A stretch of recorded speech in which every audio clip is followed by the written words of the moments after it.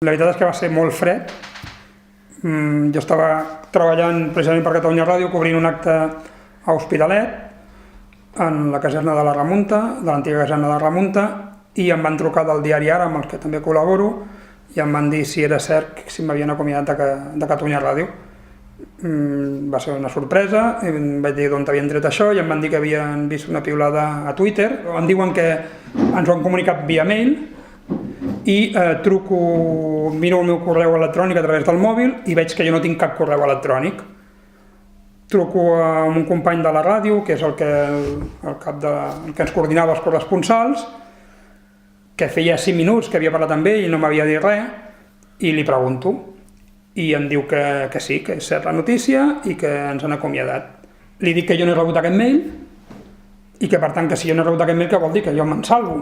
I em diu que no, que jo també estic a la llista, i resulta que a més amb mi s'equivoquen del meu mail. Jo que portava 14 anys a la ràdio, a sobre la persona que és el cap d'informatius que envia el mail s'equivoca a l'hora d'enviar el mail i a mi no m'arriba aquest mail. Així me n'entero. Després sí que és cert que el cap d'informatius em truca, el Francesc Cano, i aparentment plorant, doncs em comunica la notícia. I és així com vaig assabentar, de la forma més freda que es pot comunicar una notícia després d'estar 14 anys i un mes a l'emissora i donar-ho tot per aquesta casa. Jo diria que ens han acomiadat a tots. Som 30 que eren freelance, que no tenien cap mena de relació contractual amb ells tret de la relació professional. Tots érem autònoms i per tant bé facturàvem de forma externa.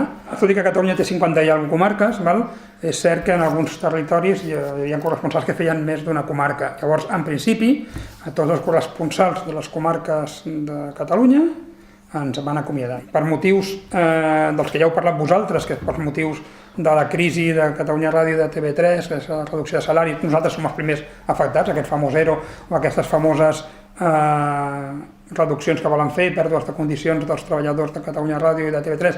Nosaltres, els corresponsals, tant de TV3 com de Catalunya Ràdio, som els primers afectats. Jo em considero, amb els meus companys, els primers perjudicats i els primers afectats d'aquesta reducció de personal i de sou i de condicions.